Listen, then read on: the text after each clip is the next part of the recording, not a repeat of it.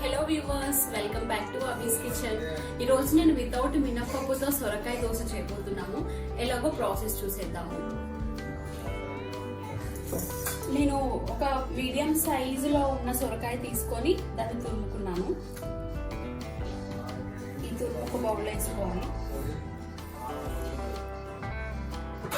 ఒక 2 ఆనియన్స్ చిన్నగా కట్ చేసుకోవాలి, అవి కూడా వేసేస్తున్నాను. ఒక 4 పచ్చిమిర్చి, కొంచెం సాల్ట్, వీటన్నిటిని కలిపేసుకోవాలి.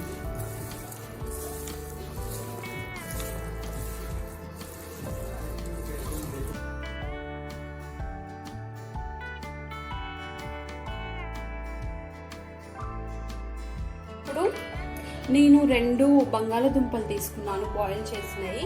వీటిని చిన్న చిన్న ముక్కలుగా కట్ చేసి మిక్సీ జార్లో వేసుకోవాలి.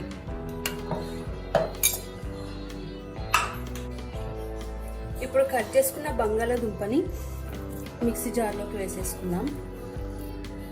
ఇప్పుడు నేను గంట సేపు నానబెట్టుకున్న బియ్యాన్ని కూడా వేస్తున్నాను.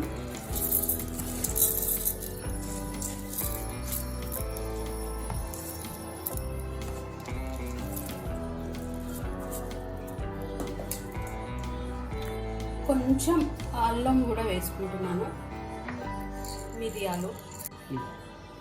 ఇందాక సొరకాయలో నుంచి తీసిన వాటర్ని కూడా పోసి మిక్సీ చేసుకోవాలి దోశ ప్యాకెట్.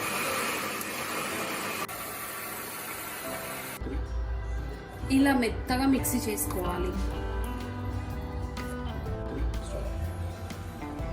ఇలా ఒక బౌల్లోకి షిఫ్ట్ చేసేసుకోవాలి పిండినంతా. ఇప్పుడు ఈ సొరకాయ, ఆనియన్స్, పచ్చిమిర్చి కలిపిన ఈ ప్యాకెట్ కూడా ఇందులో వేసేసుకోవాలి.